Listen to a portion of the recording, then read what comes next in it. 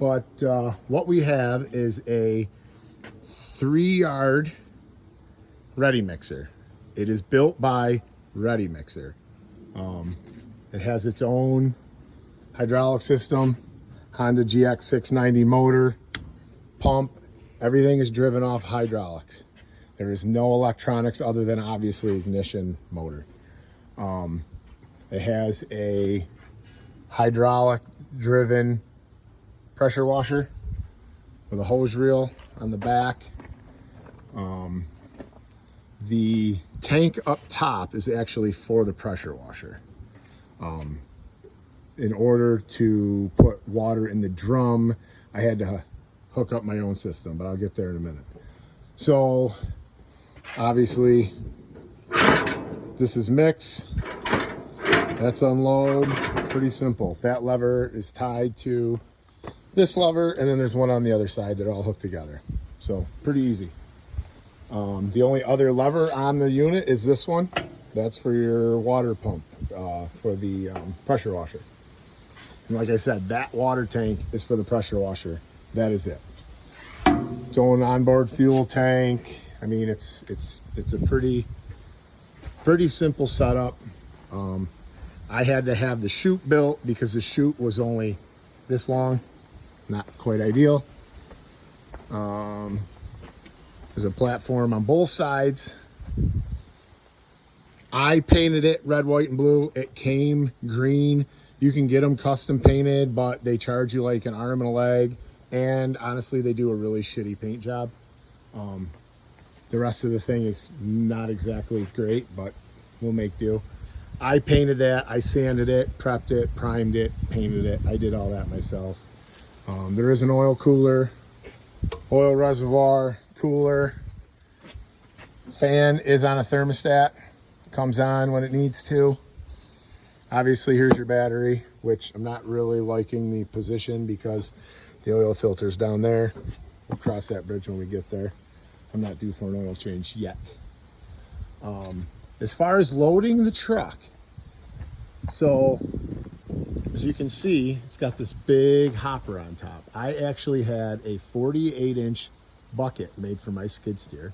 You can actually buy one. It's a batch bucket, but they wanted like $4,400, and my local fab guy built me one for $1,200. So that was awesome.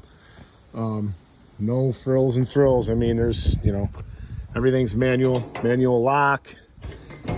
Obviously, that's your turnbuckle to put the chute up and down. The steps do go up and lock, but there's no need to put them up and lock them, so I just left them down and bolted them tight. So yeah, that's the mixer. Came from Ready Mixer, manufactured by Ready Mixer, Huntington, West Virginia. Don't let it fool you. The mixer is not made in Huntington, West Virginia. It's made in China. Unfortunately, my budget doesn't allow for an American-made mixer, so I have a Chinese mixer. Loaded, it's 15,000 pounds. I want to say it's 3,000 empty.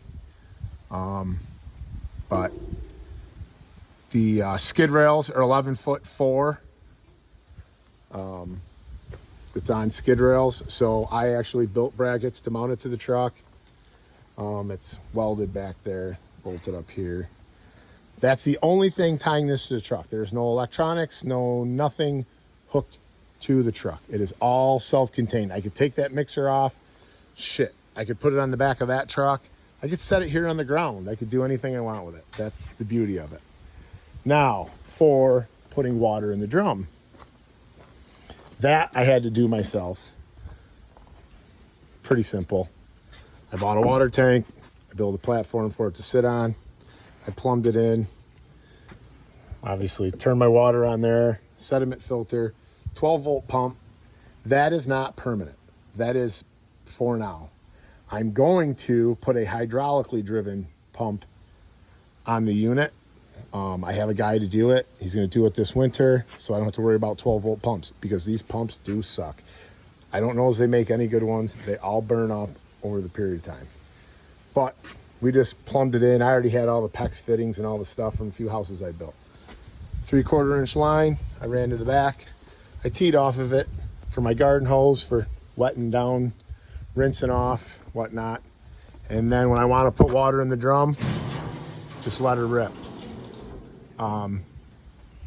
Just got to make sure you shut that off when you're done, because I did make that mistake one day and I had a load of soup. Thankfully it was for me, not a customer, but it all panned out. So got a garden hose on the back, threw a quick disconnect on it.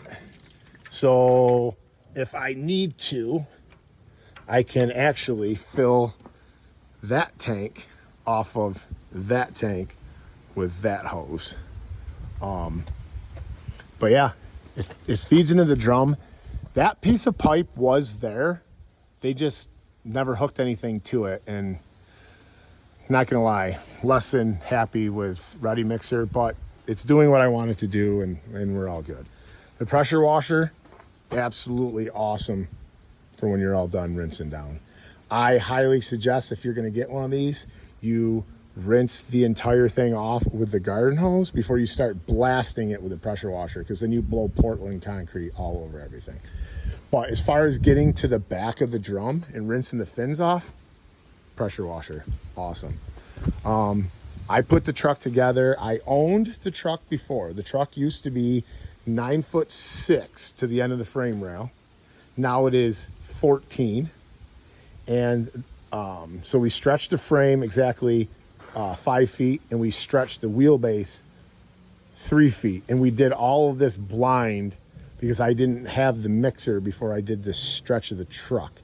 So we just were like hoping and praying that it was all going to work out, and it worked out perfect. I mean, could not be any better. Like, we planned it that way. So turned out pretty awesome. The frame rails that were on it were doubled up, kind of rusty, crusty, and shitty.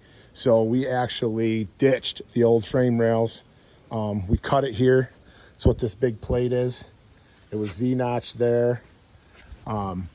Built a brand spanking new, custom, very, very heavy-duty drive line. Guy in Crossville did that work. Absolutely awesome guy. How he makes money for what he charges is beyond me, but that's not my problem, that's his. But yeah, I already had the truck, International 4700.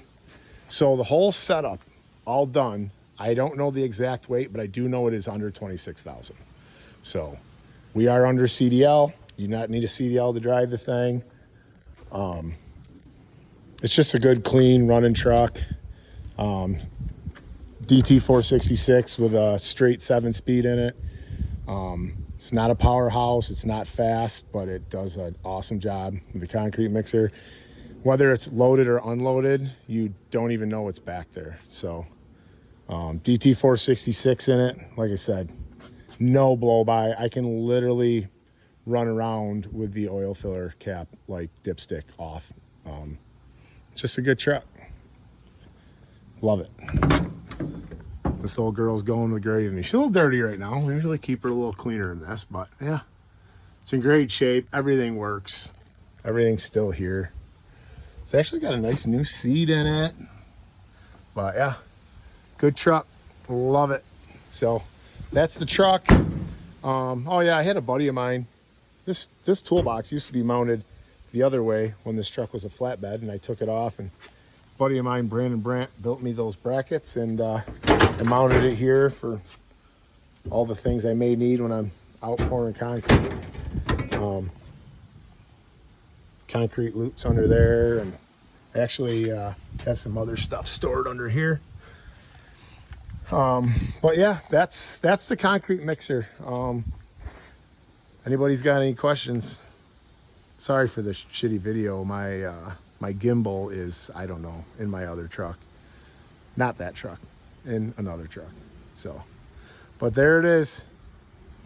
Like I said, I'm going to do another video of when I'm actually loading it, and kind of like my little rinky-dink setup for now. But there you go. Have a good one, guys.